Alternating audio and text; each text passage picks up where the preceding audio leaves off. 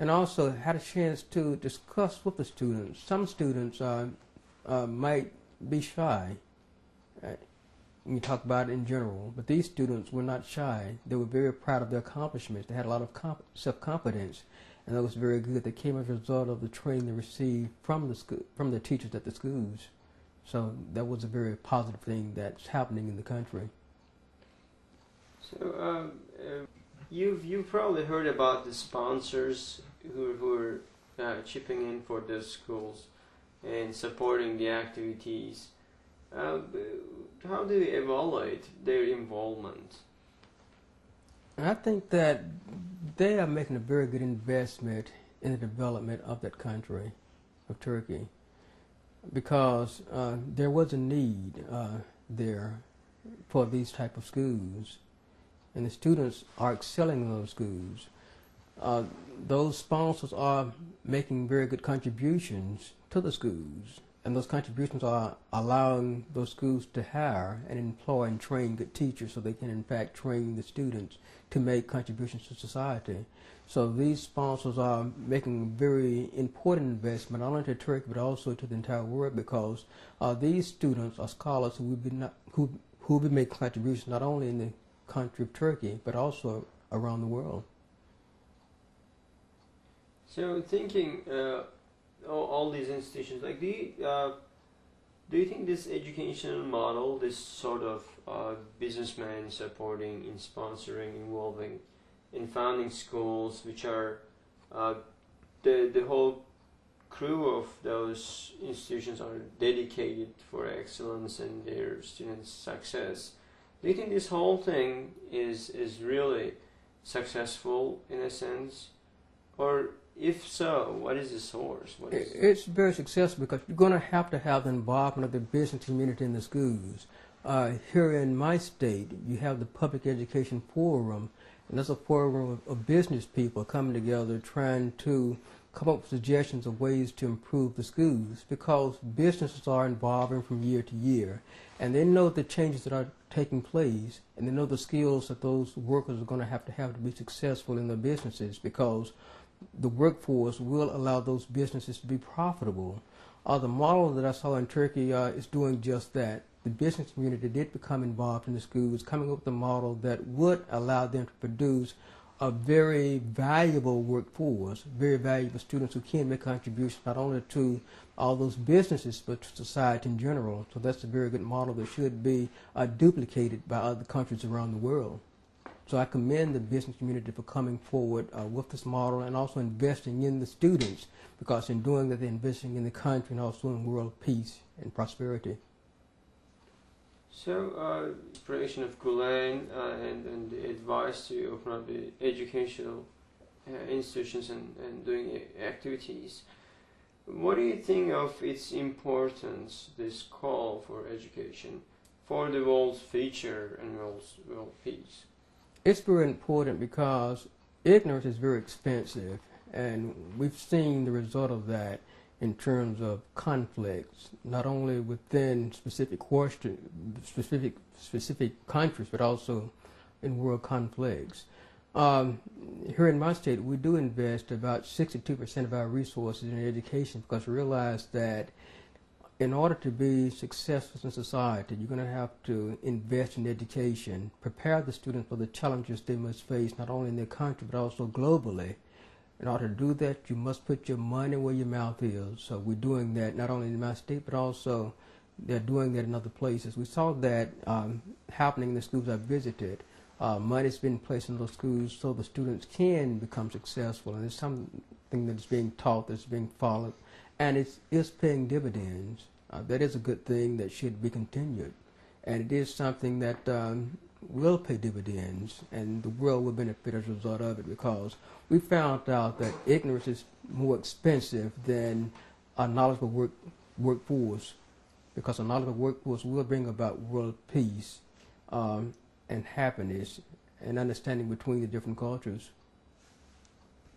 We'll move on to the third part, which is the interfaith dialogue. So, what do you think of the prejudices to or the source of the prejudices for against intercultural dialogue? Well, that goes back to ignorance and fear.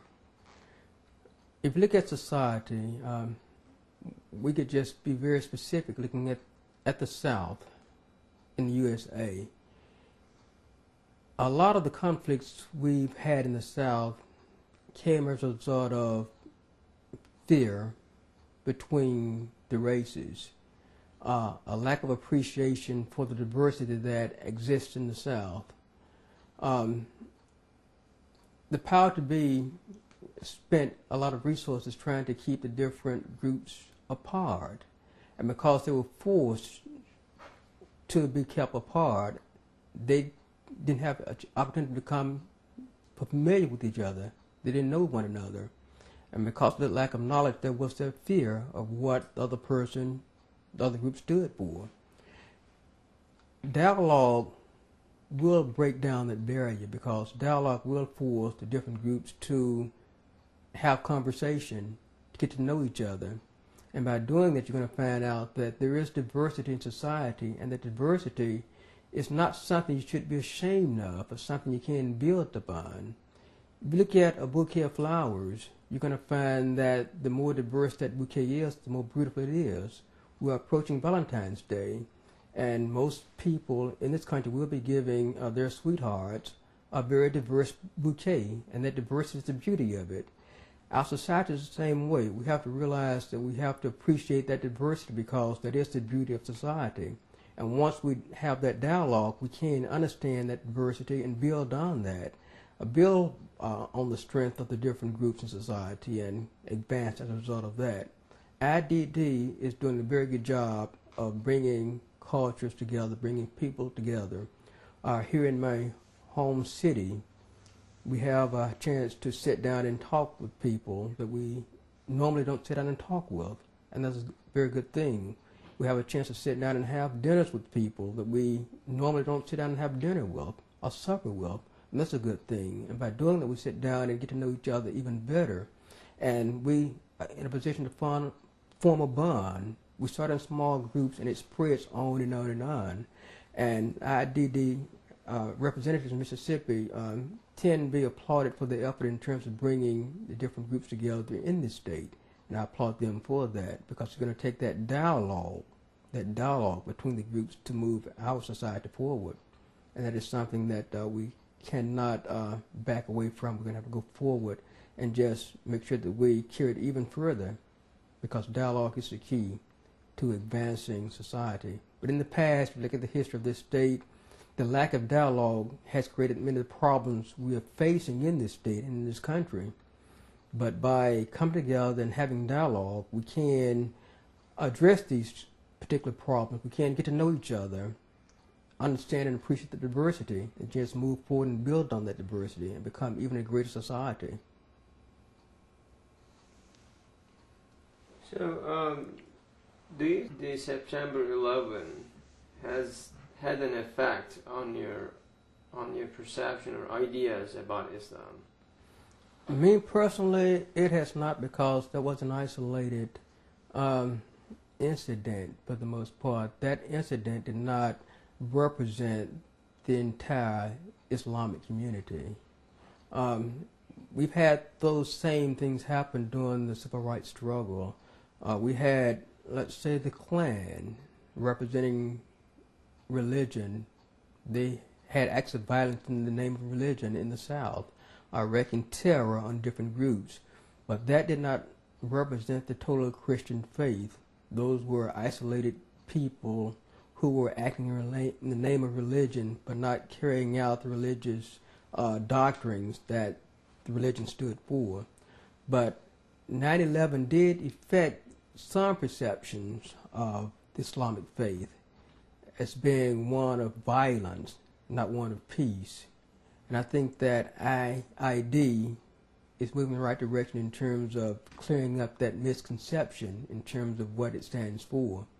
And I think that we're going to have to continue this to make sure that we overcome that perception that it is one of violence, a radical movement, and the likes. as opposed to one of peace, love, and understanding, and one accepting of other beliefs and positions.